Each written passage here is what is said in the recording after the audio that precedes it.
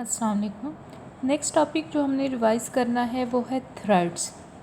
तो थ्रेड क्या चीज़ है? A thread is a basic unit of CPU utilization. तो थ्रेड क्या चीज़ आ गई हमारे पास कि सीपीयू यूटिलाइजेशन का बेसिक यूनिट है। It is also called a lightweight process. It is sequence of instructions within a process. तो हमने पहले पढ़ते आए हैं कि जो टास्क होते हैं वो जब एग्जीक्यूशन में होते हैं तब उन्हें हम प्रोसेस कह रहे होते हैं। हर प्रोसेस को उनकी कोई ना कोई मेमोरी असाइन हुई होती है, उनके अपने रजिस्टर्स होते हैं, उनको फिर सीपीयू असाइन होता है। तो अब जो प्रोसेसेस हैं उनके अंदर फर्दर जो डिवीजन है वो हुई होती है थ्रेड्स के लिहाज से। अ thread behaves like a process within a process but it does not have its own PCB। तो इसका अपना प्रोग्राम कंट्रोल ब्लॉक नहीं होता और ये प्रोसेस के अंदर होता है। फॉर एग्जांपल एक जो हमारे पास प्रोसेस P1 है उसके अंदर ऐसा भी हो सकता है कि एक ही थ्रेड हो, ठीक है, जिसमें सारा टास्क हो रहा हो। ऐसा भी हो सकता है उसमें उसके जो टास्क हैं वो 2 थ्रेड्स में डिवाइड हुए हुए हों और इन दोनों का पीसीबी एक ही हो जो किससे बिलोंग करता हो, प्रोसेस 1 से। इन दोनों को फर्दर रिसोर्सेज क्या हों, एलोकेट हो रहे हों। Multiple threads are created within a process. The multiple threads in a process allow multiple executions. It can be use to improve application through parallelism. तो अब बात यह है कि हम थ्रेड्स क्यों यूज़ करते हैं। तो पहली चीज़ आ गई कि एक फॉर एग्ज़ाम्पल प्रोसेस P1 है, उसको हमने एग्जीक्यूट करना है। हमारे पास जो कंप्यूटर है वो मल्टी प्रोसेसर कंप्यूटर है। फॉर एग्ज़ाम्पल उसमें CPU 1 भी है, CPU 2 भी है, CPU 3 भी है। तो हम इस प्रोसेस P1 को फास्ट जो है एग्जीक्यूट करना चाहते हैं, तो हम क्या करेंगे, एक थ्रेड प्रोसेस 1 का यहाँ पे एग्जीक्यूट करेंगे, एक P2 पे, एक P3 पे। तो एक कुछ काम जो है वो क्या कर लेगा, ये कर लेगा, कुछ काम ये वाला कर लेगा, कुछ ये। तो जब पैरेलल वे में ये काम करेंगे तो हमारी एग्जीक्यूशन क्या हो जाएगी, प्रोसेस की फास्ट हो जाएगी। Thread consist of following. Thread में क्या क्या होता है? थ्रेड का आईडी होता है, प्रोग्राम काउंटर, रजिस्टर सेट और stack. A thread shares the following with its peer threads in a particular task. तो पीयर थ्रेड्स का क्या मतलब आ गया, उसी प्रोसेस के जो दूसरे थ्रेड्स हैं। तो कोड सेक्शन और डाटा सेक्शन जो होते हैं वो हर थ्रेड के लिए सेम होते हैं। Any operating system resources which are available to the task. और तमाम अवेलेबल रिसोर्सेज जो थ्रेड्स को, जो एक प्रोसेस को दिए जाते हैं, उसे सारे थ्रेड क्या हैं, शेयर कर रहे होते हैं। नेक्स्ट आ जाता है बेनिफिट्स ऑफ थ्रेड्स। तो बेनिफिट्स हमारे पास आ गया, thread share common data, do not need to use inter process communication. क्योंकि ये डाटा को शेयर कर रहे होते हैं, इनमें इंटर प्रोसेस कम्युनिकेशन की ज़रूरत नहीं रहती। Can take advantage of multi processors. अगर ज़्यादा प्रोसेसर्स हैं तो उनका एडवांटेज ले सकते हैं। Higher throughput when multiple threads cooperate in a single job. Throughput increase हो जाती है। Are cheap to create as they only need a stack and storage for registers. तो इनको बनाना चीप है, किस लिए कि इनका सिर्फ एक स्टैक और स्टोरेज चाहिए। Threads use very little resources of an operating system. Context switching become fast when working with the threads. तो जब थ्रेड्स के साथ वर्क करते हैं तो कॉन्टेक्स्ट स्विचिंग फास्ट हो जाती है। कॉन्टेक्स्ट स्विचिंग में क्या होता है, जब एक प्रोसेस से दूसरे प्रोसेस पे हम स्विच करते हैं तो पहले प्रोसेस की प्रोग्रेस को सेव करना हम कॉन्टेक्स्ट स्विचिंग कह रहे होते हैं। क्योंकि इसमें हमें उसको सारे डाटा को सेव करने की ज़रूरत नहीं होती, तो इसलिए ये फास्ट हो जाता है। तो अब इनका हम थोड़ा सा डिफरेंस देख लेते हैं। ये लाइट वेट है, ये हैवी वेट है। Can not exist without a process at least one thread in the process. हमारे पास क्या है, कोई भी थ्रेड प्रोसेस के बगैर नहीं होता और हर प्रोसेस में एक थ्रेड ज़रूर होता है। A thread has no data segment or heap.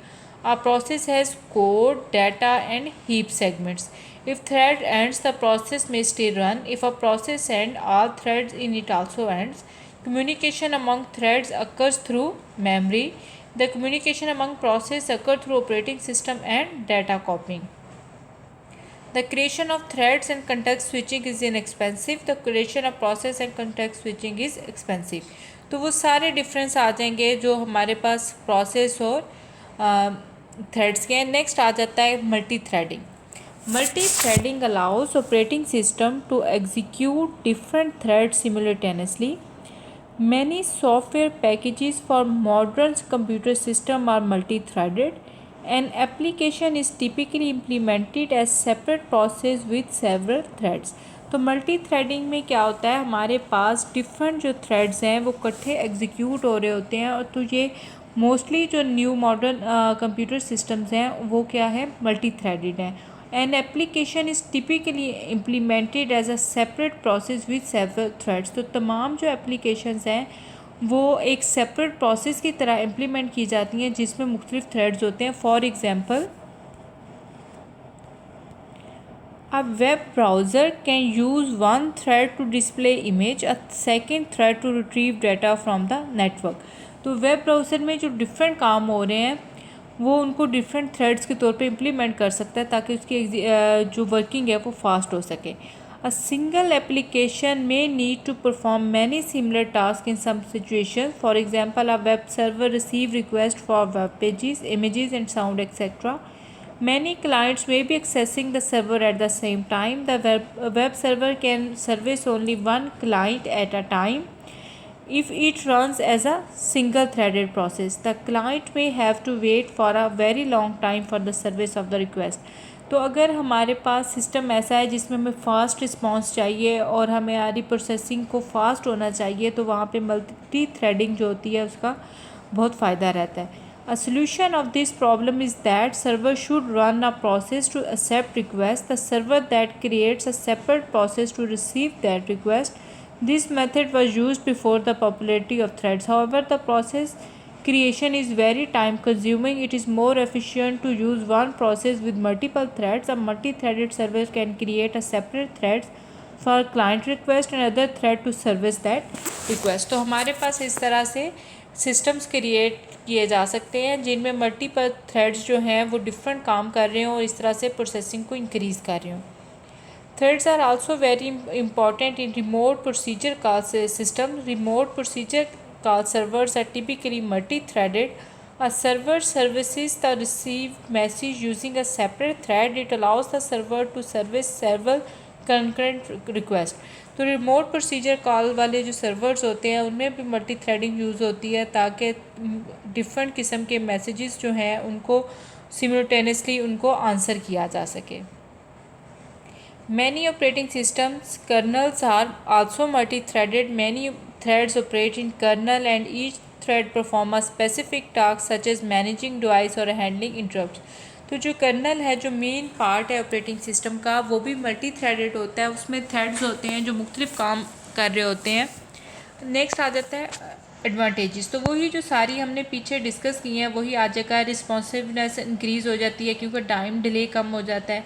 Resource की शेयरिंग होती है। इकॉनमी, क्योंकि हमारे पास एलोकेशन ऑफ मेमोरी और रिसोर्सेज जो है वो प्रोसेस क्रिएशन की निस्बत चीप है। इसी तरह से utilization of multi processor architecture, और अगर हमारे पास एक से ज़्यादा प्रोसेसर हैं तो उनको पैरेलल प्रोसेसिंग हम इसमें ज़्यादा अच्छे तरीके से यूज़ कर सकते हैं। इसके अलावा हमारे पास इसमें दिया हुआ है कि सिंगल थ्रेडेड प्रोसेस किस तरह से है और मल्टी थ्रेडेड प्रोसेस किस तरह से है। तो इसमें अगर हम देखें तो हमारे पास जो सिंगल थ्रेडेड प्रोसेस है उसमें क्या है, कोड है, डाटा है, फाइल्स हैं, इसी तरह से रजिस्टर्स हैं और स्टैक हैं और एक ही थ्रेड है। जबकि दूसरे में हमारे पास 3 थ्रेड हैं, उसमें कोड, डाटा और फाइल्स जो हैं वो सेम है, वो एक एक दफ़ा हैं, वो शेयर हो रही हैं। जबकि रजिस्टर, स्टैक जो है हर थ्रेड का अपना अपना है। अब आगे हमारे पास टाइप्स। तो किस लेवल पे थ्रेड हैंडल हो रहे हैं, इस लिहाज से 2 टाइप्स आ जाती हैं। एक को आ जाती हैं हमारे पास कर्नल थ्रेड्स और दूसरे कौन से, यूज़र थ्रेड्स। जो यूज़र लेवल पे हैंडल हो रहे हैं वो यूज़र थ्रेड्स हैं।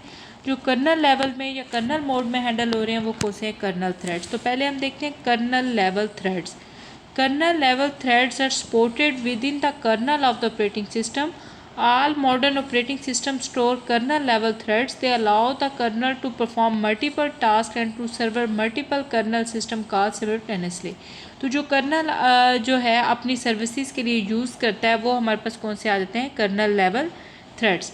एडवांटेजेस क्या आ जाती हैं, kernel has full knowledge of all the threads, therefore the scheduler may decide to give more time to process with larger number of threads than the process having small number of threads।